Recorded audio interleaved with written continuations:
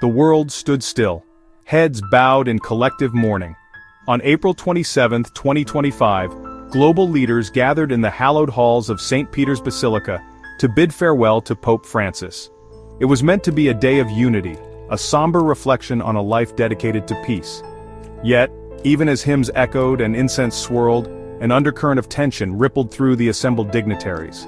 All eyes were drawn to three figures: former US President Donald Trump, French President Emmanuel Macron, and Ukrainian President Volodymyr Zelensky. Trump, a man never far from controversy, seemed to carry an aura of simmering impatience. Macron, known for his cool demeanor and sharp wit, maintained a stoic silence. Zelensky, bearing the weight of a nation still embroiled in conflict, seemed to oscillate between grief and weary determination. The stage was set for a diplomatic drama that would overshadow the solemnity of the day. As the funeral rites concluded, whispers rippled through the crowd. Something was amiss. The carefully orchestrated seating arrangements, a diplomatic minefield in their own right, appeared to be disrupted. A palpable unease settled over the basilica, a stark contrast to the spiritual atmosphere of moments before. The world watched, holding its breath, as the scene unfolded. The incident itself was brief, almost theatrical in its execution. Trump, engaged in a hushed conversation with Zelensky, gestured expansively. His gaze swept over the surrounding dignitaries, coming to rest on Macron. There was a flicker of something unreadable in his eyes. Some might call it disdain, others annoyance. "You're in the wrong place." Trump's voice, though low, cut through the hushed reverence. "You shouldn't be here." The words hung in the air, heavy with implication. All eyes darted to Macron, searching for his reaction. The French president, however, remained impassive. His gaze remained fixed on some distant point, seemingly unfazed by Trump's barb. Adding to the strangeness of the situation, a chair, presumably intended for Macron, was swiftly and discreetly removed. Whether this was done at Trump's behest or on someone else's orders remains unclear. The empty space where the chair once stood served as a silent testament to the simmering tension.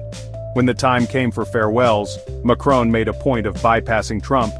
He offered Zelensky a warm handshake, a gesture laden with significance given the ongoing conflict in Ukraine.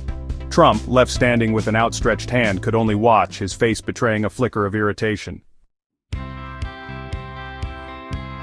This latest incident between Trump and Macron, though shocking in its setting, is just another chapter in their long and tumultuous relationship.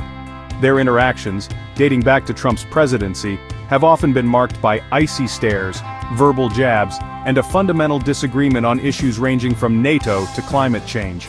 Who could forget the infamous handshake incident at the 2017 NATO summit?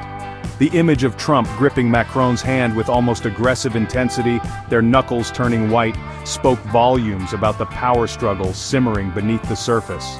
Then there was the contentious White House meeting in February 2025, where Trump reportedly lectured Macron on the need for France to pull its weight within NATO.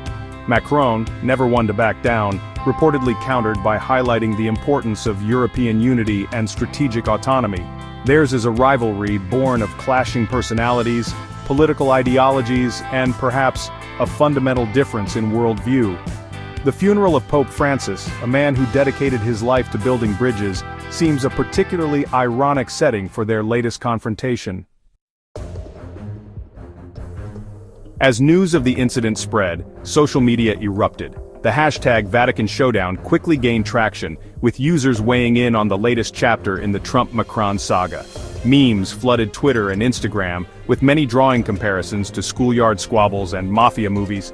Some found humor in the situation, poking fun at Trump's apparent need to control the seating arrangements, even at a funeral. One popular meme superimposed Trump's face onto the body of a child guarding his toys, with the caption, "That's my chair." Others saw Macron's silent snub as a masterful display of passive aggression, shaking Zelensky's hand, but not Trump's. "Absolute legend," one user tweeted, garnering thousands of likes and retweets. The incident also sparked a flurry of analysis from political commentators, with some viewing it as a sign of Trump's continued relevance on the world stage, while others saw it as a desperate bid for attention. Regardless of interpretation, the incident served as a stark reminder that even in death, politics has a way of intruding. Was Trump's behavior a calculated power move, a deliberate attempt to assert his dominance over a perceived rival? Or was it simply a case of poor judgment, a man accustomed to saying what he thinks, regardless of the setting? The question remains open for debate. Macron's stoic silence, too, is open to interpretation. Was it a sign of his disdain for Trump, a refusal to engage in a public spat? Or was he simply trying to maintain decorum in a somber setting?